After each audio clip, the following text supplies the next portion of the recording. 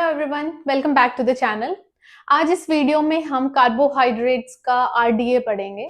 RDA is recommended dietary allowance, मतलब एक इंसान को कितना कार्बोहाइड्रेट लेना चाहिए पर डे, वो आज हम इस वीडियो में पढ़ेंगे। ओके, तो सबसे पहले रेकमेंडेड डाइटरी अलाउंस, शॉर्टकट में हम इसे आरडीए लिखते हैं और आरडीए से ही फेमस है। मतलब कोई भी रेकमेंडेड डाइटरी अलाउंस फुल नहीं लिखता है, सभी शॉर्टकट में आरडीए ही लिखते हैं।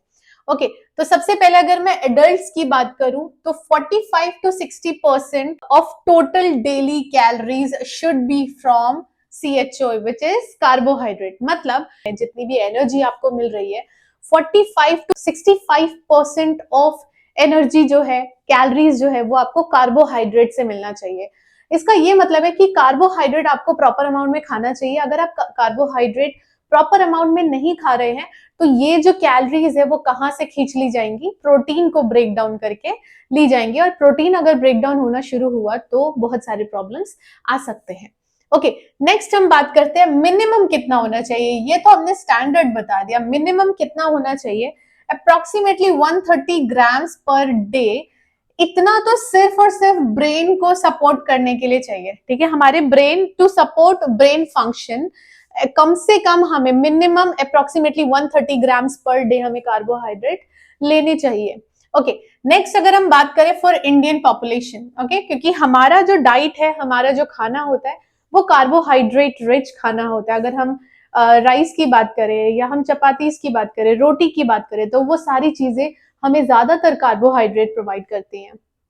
ओके, तो for Indian people approximately 300 to 400 grams per day depending on age, gender and activity level. ठीक है, अगर किसी का एक्टिविटी लेवल हाई है तो फिर उन्हें ज्यादा कार्बोहाइड्रेट लेना चाहिए, और अगर किसी का एक्टिविटी लेवल बिल्कुल ही नहीं है या बहुत मिनिमम है तो उन्हें कार्बोहाइड्रेट भी उसके अकॉर्डिंग ही कम लेना चाहिए। अगेन एज पे भी डिपेंड करता है और जेंडर पे भी डिपेंड करता है।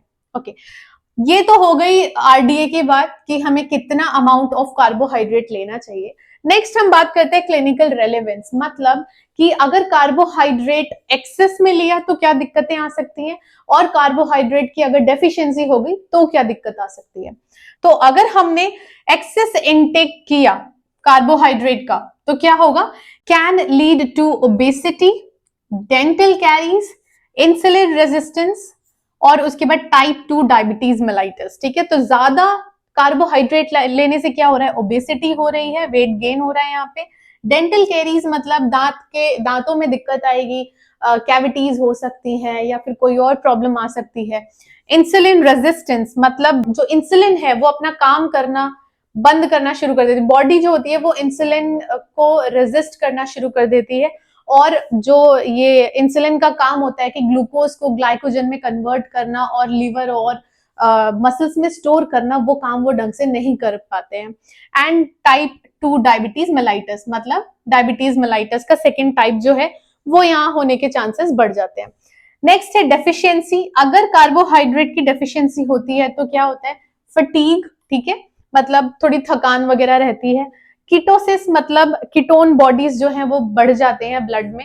उसके अलावा muscle wasting, muscle wasting as in आप पतले होना शुरू हो जाते हैं। अगर कार्बोहाइड्रेट प्रॉपर्ली नहीं लेते हैं तो वेट लूज होना शुरू हो जाता है। ओके, तो आज का टॉपिक ये था रिकमेंडेड डाइटरी अलाउंस और क्लिनिकल रेलेवेंस एज इन अगर हम कार्बोहाइड्रेट नहीं लेते हैं या एक्सेसिव लेते हैं तो उसका हमारे शरीर पे क्या इम्पैक्ट पड़ता है।